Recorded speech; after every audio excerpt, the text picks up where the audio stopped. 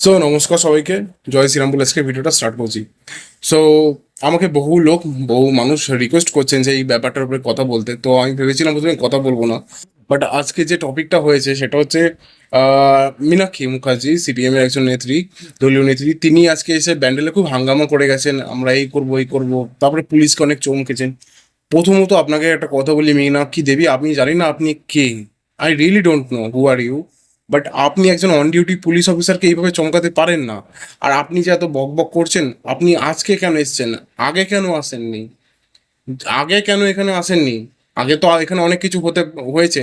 কই আপনি তো একবারও আসেননি হসপিটালগুলোর ব্যাপারে কথা বলতে, কই আপনি তো আসেননি যখন জেলা পরিষদটা বা আদালতটা ভেঙে যাচ্ছিল সেগুলোর ব্যাপারে প্রোটেস্ট করতে। আজকে তাহলে কেন আপনি এসছেন? যেহেতু দেখছেন কলকাতা শিয়ালদার বুকে, হাওড়াতে শিয়ালদার বুকে আজকে ওখানে রেল স্টেশনগুলো তুলে দিচ্ছে। আর আমাদের একটি হুগলির মধ্যে বৃহত্তম স্টেশন হচ্ছে ব্যান্ডেল, সেখানেও আপনি মানে পঞ্চায়েত ইলেকশনের মানে কি আরও নাম্বারটাকে একটু হাই করার জন্য আজকে এসছেন? আপনারাই বলুন, আমি কি ভুল কিছু বলছি? এই যে মীনাক্ষী দেবী আজকে এসছেন না, আপনাকে একটাই রিকোয়েস্ট, আপনি পারলে একটু ভালো করে রিসার্চ করে দেখুন এই নোটিশটা অ্যাকচুয়ালি কবে দিয়েছে। এটা তো কোনো নতুন নোটিশ না, এটা আজ থেকে 6-7 মাস আগেকার নোটিশ, মমতা ব্যানার্জির আমলের নোটিশ। তো বহু মানুষ জানেন, তাই তারা চুপ করে রয়েছেন। আর আপনাদেরকে একটাই কথা বলবো, যদি আপনারা যদি সহমত না থাকেন তাহলে এরকমভাবে বিক্ষোভ করে কোনো লাভ নেই। হাতে আর একটা দিন সময় আছেন।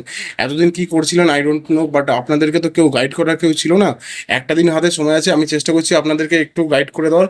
ভালো একটা লয়ার দেখুন, আপনারা সবাই মিলে একত্রিত হয়ে কথা বলুন, কারণ সম্পূর্ণটা ইস্টার্ন রেলওয়ের জায়গা। প্রথমত বলে দিই, রেলওয়ে চাইলে সেখানে নোটিশ পাঠাতেই পারে কি, কারণ তারা হয়তো কোনো ডেভেলপমেন্ট করবে বা কিছু করবে, বা তারা নতুন কোনো লাইন এক্সটেন্ড করবে।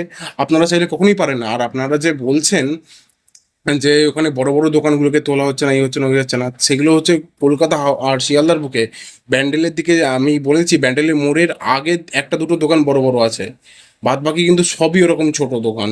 আপনারা জিনিসটা তো ঠিক করেননি। যদি আপনার জায়গা হয়ে থাকে, আপনার নামে জায়গা হয়ে থাকে, তাহলে বা আপনি কিনে থাকেন আপনার নামে হয়ে থাকে, প্রমাণ থাকলে আপনি কোর্টে গিয়ে চ্যালেঞ্জ করুন।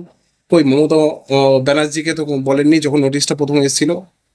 তখন তো এরকম রাস্তা চওড়া করার জন্য অনেক গাড়ি না অনেক দোকানপাট তুলে দেওয়া হচ্ছিল, কই তখন তো কিছু বলেননি।